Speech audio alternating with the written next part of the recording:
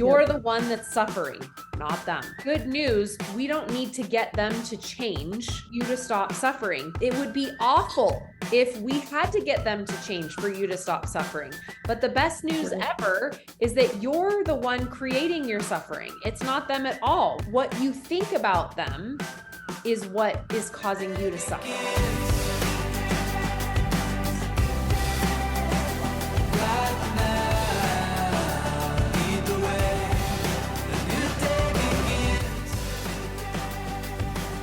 This is so key. So the first thing that I just want to say is that every time you notice it, I want you to call it out. So every single time that you notice they're bothering you, they're irritating you, you wish they wouldn't say it that way.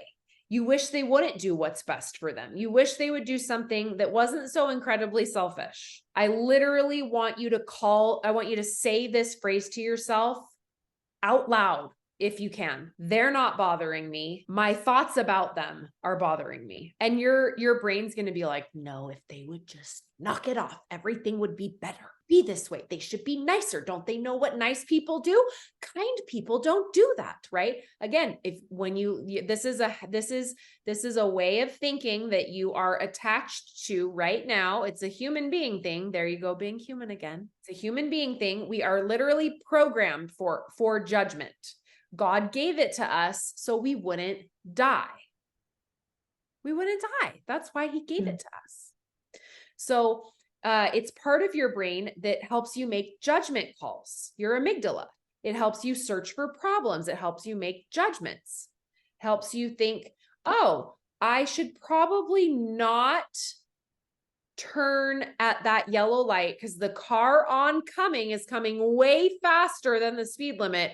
I'm just going to hang back and we're going to let this light go. We'll go on the next green light because there's not enough time for me to turn left at this point, right?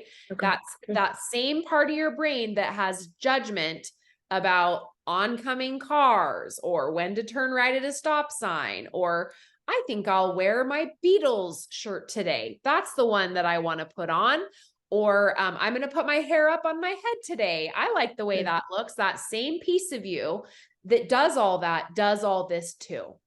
So we don't even necessarily, sometimes we're like, oh, I just need to get rid of my judgment. Lord, no, not at all. It's just like with trauma work. When I've worked with some of you with trauma work, my trauma clients that I work with, it's not that it's not that we don't want to have a fight or flight response, or we don't want to have a freeze response. It's not that at all. We don't ever want to get rid of our nervous system. It's what keeps us alive. We want to be able to show up in the version of ourselves that we want to show up in. So when you yourself notice yourself thinking, they're so rude, they're so selfish, they're only thinking about themselves, I can't believe that they would do that, et cetera, et cetera, et cetera, right? That leaves you in a place of victimhood. One of the things that I recently wrote down, I'm going to pull up my journal here. I recently wrote this down. Fall out of agreement of victimhood.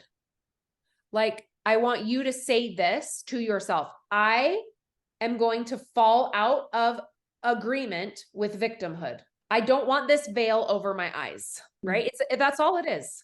It's a veil over your eyes. I don't want this veil over my eyes. You get to stand in your mind on the higher ground and be the better person. What's so fascinating to me about this idea of being superior, it's when we entertain that we are better than someone else, we put this veil over our eyes. We are so perfect. If they could be as good as us, if they were only this good. In-laws are always just the best villain in this scenario because they didn't grow up like us. Here's what I want you to practice doing in addition to, they're not irritating me. My thoughts about them are causing me to feel irritated, rejected, annoyed.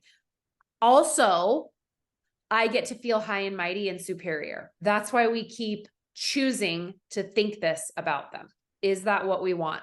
No. So now we have the awareness. We're not showing up the way we want to show up. Super powerful. And so then this is the exercise I want you to practice next, is you're going to start looking for ways that you are just like your in-laws, that you are just like your mom. And the way that I love to play this game with myself is just like me. And this is it's my favorite game to teach others. It is like, ooh, you're just like grinding your teeth when you're doing it. So this game that you can play just like me is all the things that they're doing to bother you. You're going to say things like, they get really worked up when they don't get their way, just like me. They do things that are a little out of character when they're passionate about something, just like me. We could take a poll on the call. We could get everybody on our side, depending on how you tell the story. That's what normal humans do in their action line when they feel like they want to feel justified, right? They're like, well, we're just going to talk to everyone about it. And we're going to tell this story. And can you believe we just give. And they are the grasshoppers. They come, they eat, they leave. I hate when they're here. They never help. They don't clean up.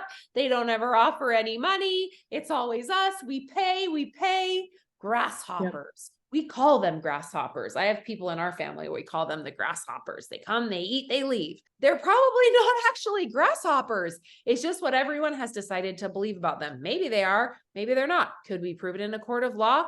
Maybe.